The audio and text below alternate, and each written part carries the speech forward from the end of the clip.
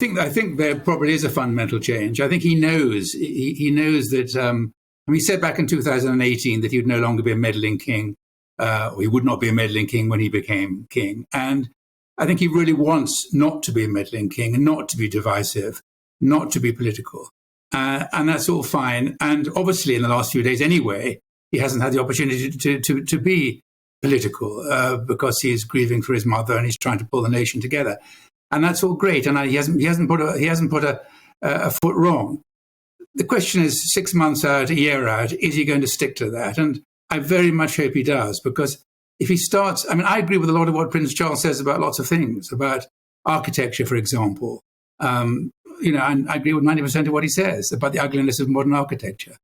But if I agree with him, somebody else down the road doesn't agree with him. And so it is with climate change.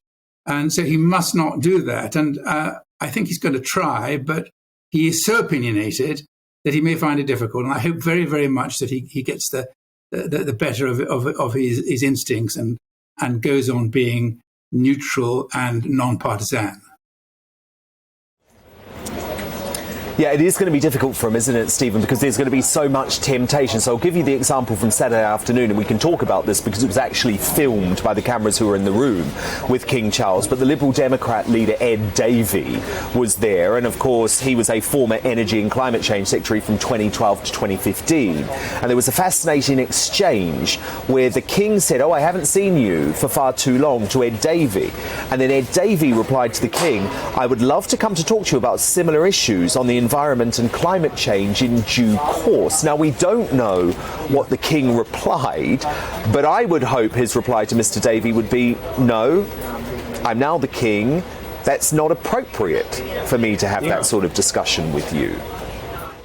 Well, that's right. Of course, Davey is the man who above everybody else, killed off fracking, which I think is going to be, or has been, a disaster. I hope that's quickly reversed. Yeah, I think Davey was, King Charles was probably being polite to this guy. And this guy would obviously like to get in there as soon as possible and persuade the king to back his causes. And I very much hope that King Charles just says, "It's no longer for me. I can't have an opinion on this. It's just not for me as the monarch." I think it's really important, and not just on climate change, but on lots of other issues as well. He must stick to that. Otherwise, there's going to be such trouble ahead.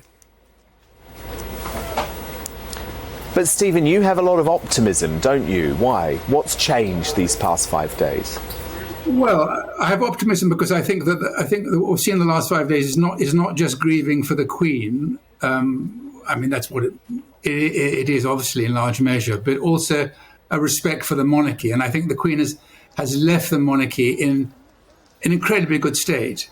And I think that anybody would have to get things incredibly badly wrong to turn public opinion against the monarchy.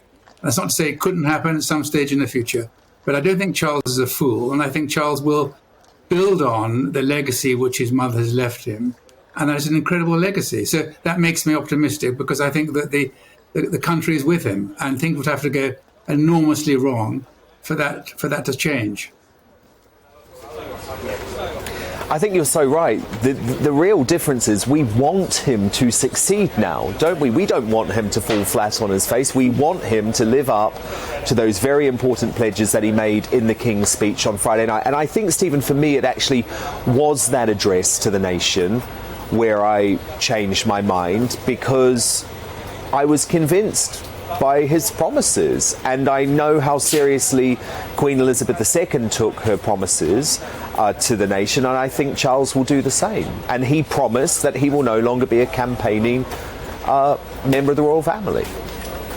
Yeah, and he stepped back from his charities, which have got him into some trouble. Obviously, charities were, great to have charities, but they got him into some trouble.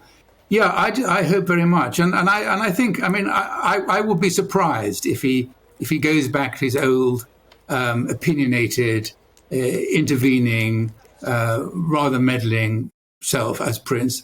I'll be very surprised, I think, if that happens. I think he's really going to try to rule as a non-partisan monarch, and that's what will make him popular and loved if he does that.